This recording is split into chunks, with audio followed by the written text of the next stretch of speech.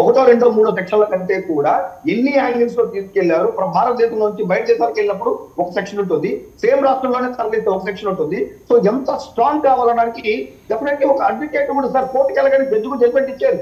ఆ యొక్క ప్రూఫ్లు బట్టి దాని యొక్క సపోర్టెడ్ డాక్యుమెంట్స్ బట్టే సెక్షన్లు బేస్ చేసుకుని ఆ తర్వాత వాళ్ళ మీద శిక్షణ వెళ్తుంది. సో ఆ విషయంలో జనసేన ఈసారి ఎవరన్నా ఏచిందంటే మేము చేసే వర్కౌట్ లో జీవితంలో రాజకీయాల్లో మీకు దమ్మాలపాటి శ్రీనివాస్ గారని ఒక అద్భుతమైన అడ్వకేట్ జనరల్ ఉన్నారు, ప్రతాప్ గారని ఇంకొక అద్భుతమైన అడిషనల్ అడ్వకేట్ జనరల్ ఉన్నారు.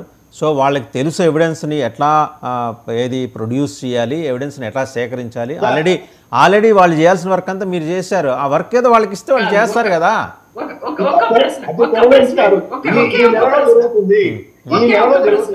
వస్తానండి.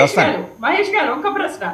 2014లో చంద్రబాబు నాయుడు గారు అధికారంలోకి వచ్చిన తర్వాత ఈ ఎర్రచందనం దాని మీద తమిళనాడుకు సంబంధించిన యువకుల్ని దాదాపుగా 16 మంది చనిపోయారు. మీకు ఆ విషయం తెలుసో లేదు? ఏది ఎర్రచందనం దొంగలుగా ఆయన ఆ ప్రాంతం వాడేనండి, ఆయనకి తెలుసు మొత్తం. సో మరి దాన్ని బయట తీయండి. మీకు దమ్ము ధైర్యం ఉంటే మీరేదో పొద్దున్న లెగిస్తే 2 నెలల క్రితం మీరు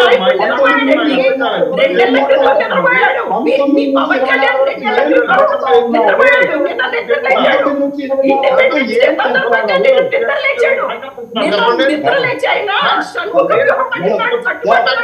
రైట్ అండి. ఓకే సుజాత గారు ఓకే సుజాత గారు ఓకే సుజాత గారు you should allow others to speak out please. Sujatha గారు ప్లీజ్. సుజాత గారు రిస్ట్రైన్ యువర్ సెల్ఫ్. వాళ్ళు మాట్లాడియండి. సుజాత గారు వాళ్ళని మాట్లాడియండి. సుజాత గారు వారిని మాట్లాడియండి. ఇప్పుడు శ్రీనివాస్ గారు మాట్లాడతారు. ఓకే శ్రీనివాస్ గారు in fact Janasena has acquired strong, ఆయన దాని నుంచి స్ట్రాంగ్ అని 4-5 స్ట్రాంగులు చెప్పారు. 4-5 ఏంటో 15-20 స్ట్రాంగులు ఎవిడెన్స్ రెడీ చేసింది. ఇంతవరకు యాక్షన్ లేదు.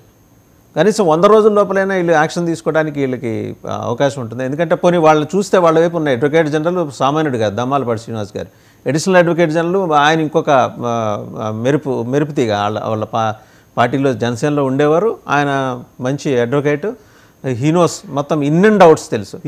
ఇంత ఎందుకని యాక్షన్ తీసుకోలేకపోతున్నారు? మన డిబేట్ చర్చ కూడా అదే. ఏది కేసులు పెట్టడం ఫిక్సింగ్ చేస్తున్నారు, శ్వేతపత్రాలు ఇచ్చారు, వాటికి లాజికల్ ఎండింగ్ ఏంటి అనేది మీరు అడిగేది. ఎందుకని ఒక్కొక్కటి మీరు లాజికల్ ఎండింగ్కి తీసుకురావట్లేదు? వరుస పెట్టి ఒక 10-20 అన్నీ పోగేసుకుని అక్కడ కుప్పలు పెడుతున్నారే తప్ప ఒక్కొక్కటి గనక లాజికల్ ఎండింగ్కి